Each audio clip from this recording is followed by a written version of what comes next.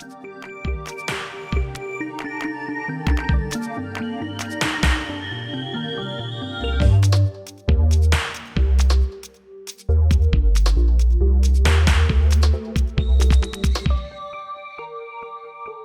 welcome back. So our first trend is Scarlet Mood. So every season we go to Fashion Week, and you know, it says it's called Fashion Week, but it actually goes for a really long month. So the guys do New York first, then we come back to London, then we do Milan. By the time we get to Paris, we're exhausted.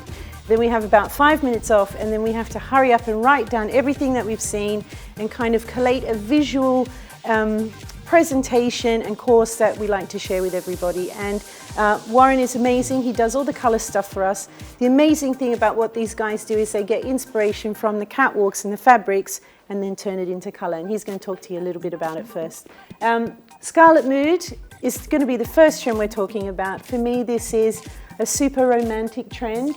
It's about female sensuality. It's about being really colourful, and we talk about hair as our fabric, and for me it kind of meshes together. It's about flowing fabrics, and it gives you that kind of holiday feeling. So if you think about being on holidays and you have that sexy glow, this is what this trend is all about. There's lots of ruffles in the trend. It's a little bit Latino, and it's about being naturally beautiful. Lots of florals in prints again, which you always see in spring, summer, and it's about flouncing shapes. So that goes with fabrics and hair. So Warren will talk to you about colour now. Cool, fantastic, thanks Maria. So as Maria said, what we actually communicate is Pantone. So we look at what the guys are doing on the runway, we look at the Pantones, or the colours that we see on the clothes going down the runway, and we predict colours for spring, summer, autumn, winter.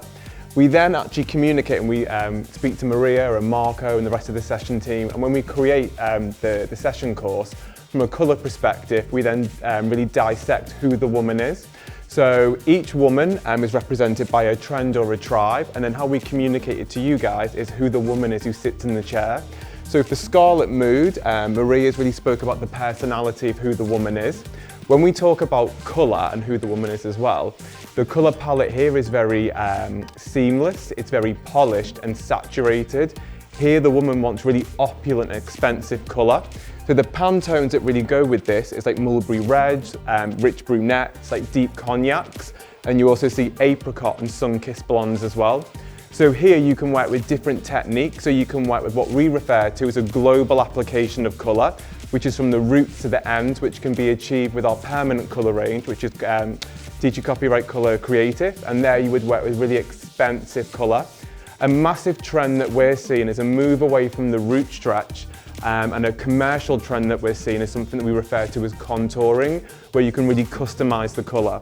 So with contouring, what you create is something very similar to makeup, and what you actually do is accentuate certain features of the facial canvas. So you work with a deeper internal structure, and then around the face, you create softer, lighter pieces, so working with sun-kissed blondes and more like velvet blondes as well that really complement the spring-summer palette. Cheers, Maria. That's amazing, Warren. So we've done some hair for you tonight, and I think that this is a perfect way to explain every facet of what we're talking about. And we're going to go and introduce you to Vic, our first model. Okay, so we've done a little bit of prep. So first of all, using bodifying spray as our fabric. Okay, so that will just give the hair a little bit of texture. We're spraying that onto dry hair. Just a natural blast. Of course, she has perfect hair, cheated a little bit, but if you have more movement in the hair, you can smooth it out a little bit as well. I've just done it with my mason on the ends. Just a little bit of twisting to create a natural movement as well. So the idea is to create this effortless kind of look, so we don't want the hair to be too perfect. And then through the front, I've just added a bit more movement with my round brush.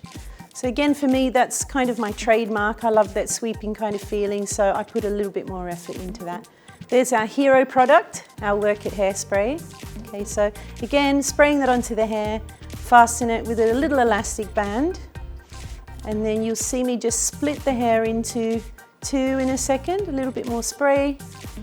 Okay, so depending on the size of the ponytail is depending on how big the two sections are. And simply just twisting it round and then making a little knot out of it. So again, it's meant to be quite random and bespoke to the person that you're working on, and it can be different every single time you do it. So just fastening with some grips. I use a combination of normal grips and invisible grips, which is great. So it's always about using what you're most comfortable with. And then I kind of tweak it with my hands again, creating more of a texture, random texture. And the last bit again, you see me kind of turning it round, but it ends up being quite flat. So it's not quite like a ballerina bun, it's a bit more of a modern take on things. Okay, and really, when you first start learning how to do hair up, the most difficult part is knowing where to put the hair. So you see me kind of taking my time with it and looking for a visual balance. So it doesn't really have to be completely perfect. Okay, cool. So again, just using the grips to fasten it. I tend to use colours similar to the hair. If you see a grip, it's not the end of the world. And you know, we kind of break the rules with this type of session hair now. It's about creating something different every time. So have fun with kind of experimenting with it. So just a couple more bits. Vic has quite long hair, so I could make more loops with the hair. If it's shorter, the knot just looks a little bit smaller and more controlled.